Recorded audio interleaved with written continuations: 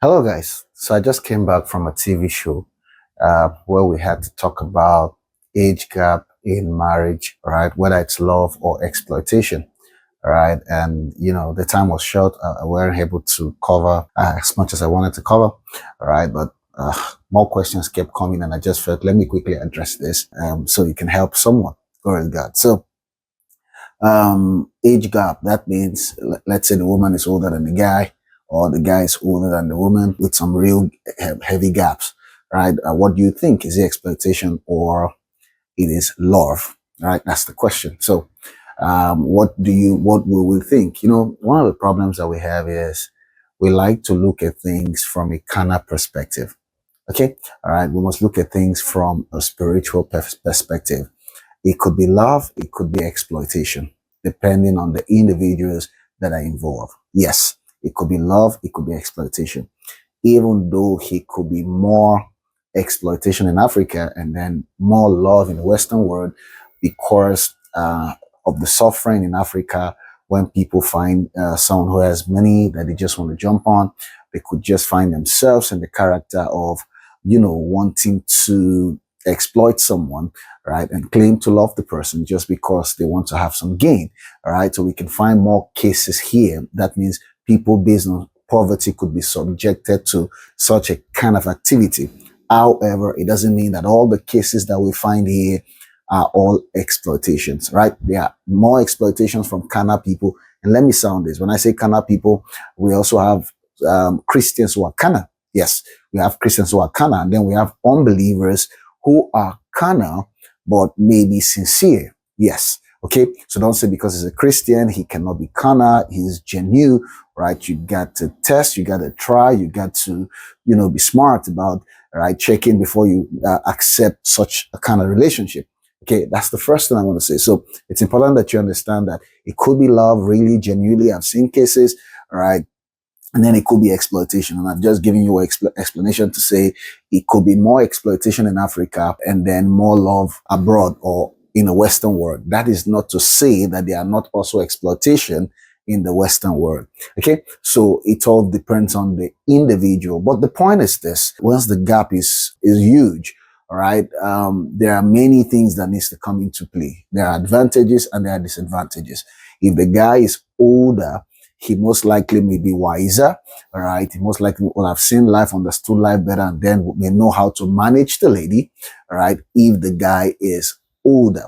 And that is if the guy was growing and learning through life. Because some people can be older and really don't learn anything. Okay. That could be the advantage. The disadvantage could be that their words may be different. Let's say the Gen Z word is different from the other older guys were. So they may not be able to align with values or maybe those other things that comes with marriage, the gymnastics. The guy may not be able to satisfy if he's really old. So that could be another problem.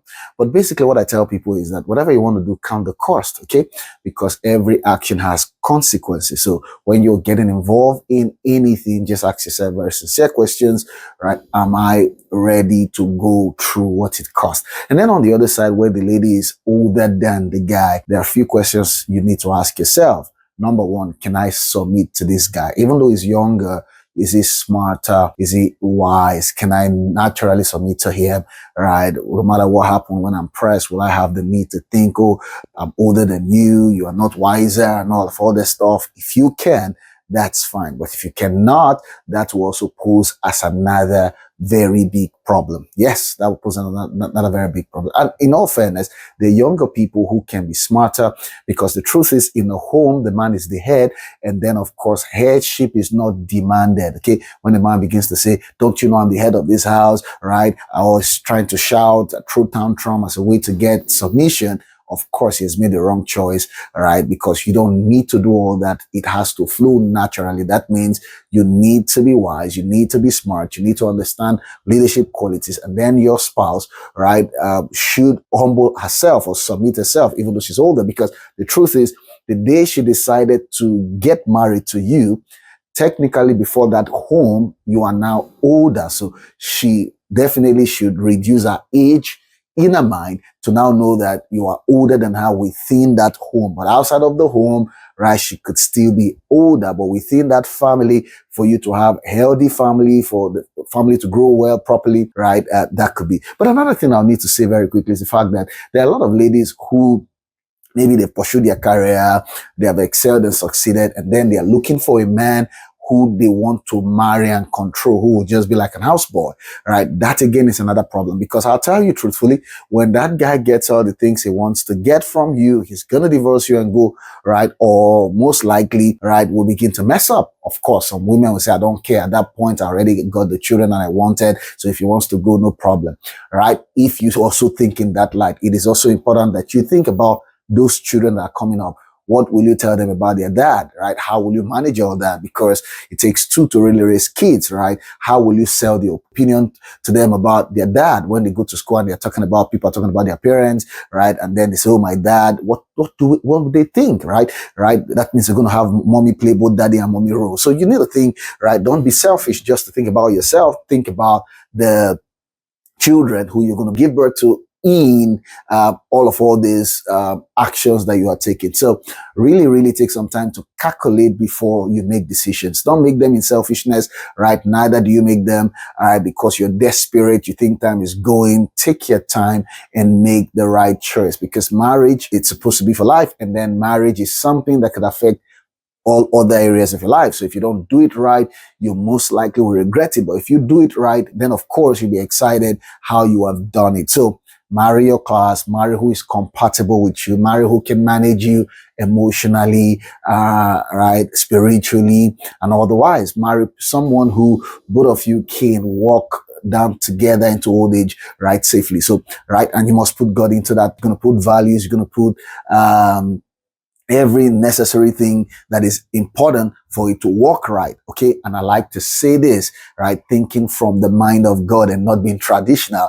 Age is just a number. It's just about who can manage it, right? Can I manage her, or can he manage me, even though he's far older than me, right? As a girl, or even though she's older than me, can I? I've seen cases, even Charlie Kirk, the wife is 36, he's 31, 5 years difference, and they were fine, they were cool, right? And there are many other cases as well, right? Even within our celebrities in Nigeria, you can find many other cases, and they're cool, they're doing well. As a matter of fact, there's a twin who, right, one of them married older, and people thought that marriage was not going to work, and the younger one who did not marry older, right, he's divorced now, but the one who married older is still there. So don't be quick to conclude, don't be quick to think traditional, don't be quick to assume that every younger, very far younger spouse, right, or partner is a gold digger. It may not be necessarily true. It could also be true depending on the individual. Okay, so let's not put our mind on any area. Just the important thing is, let's just make wise decision, and then pray for people